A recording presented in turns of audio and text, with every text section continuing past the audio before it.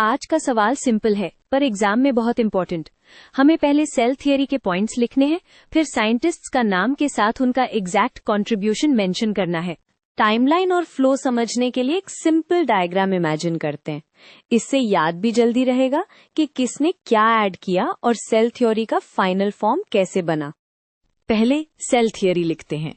Idea ये है, life को स्मॉलेस्ट बेसिक लेवल पर समझो, इसलिए हम 3 कोर स्टेटमेंट्स बोलते हैं जो बार बार रिपीट होते हैं। अब इन 3 पॉइंट्स का मीनिंग क्विकली लॉक कर लेते हैं। पहला पॉइंट बताता है कॉम्पोजिशन, यानी लिविंग थिंग्स किस चीज से बने हैं। ये बेस स्टेटमेंट बाकी सब कॉन्सेप्ट्स की फाउंडेशन है। दूसरा पॉइंट ये क्लैरिफाई करता है कि सेल सिर्फ बिल्डिंग ब्लॉक नहीं बल्कि वर्किंग यूनिट भी है, मतलब बॉडी के फंक्शंस अल्टीमेटली सेल्स के लेवल पर ही हैपन होते हैं। तीसरा पॉइंट ग्रोथ और रिप्रोडक्शन एक्सप्लेन करता है। नया सेल हवा से नहीं बनता, वो किसी एग्जिस्टिंग सेल से ही आता है। यही पॉइंट स्पॉन्टेनियस जेनरेशन वाली कंफ्यूजन को रिजॉल्व करता है।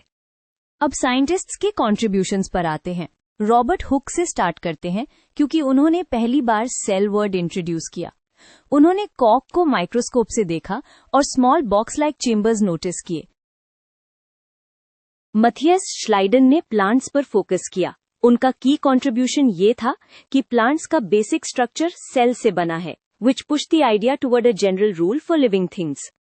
थियोडोर श्वान ने एनिमल्स पर सेम आइडिया अप्लाई किया। जब प्लांट्स और एनिमल्स दोनों के लिए सेल बेस्ड स्ट्रक्चर एस्टैब्लिश हो गया, तभी सेल थियरी को ब्रॉड एक्सेप्टेंस मिला।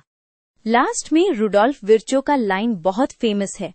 उन्होंने क्लियरली बोला कि न्यू सेल्स एग्जिस्टिंग सेल से बनते हैं। इससे सेल थ्योरी कंप्लीट हुई, specially growth and cell division का लॉजिक।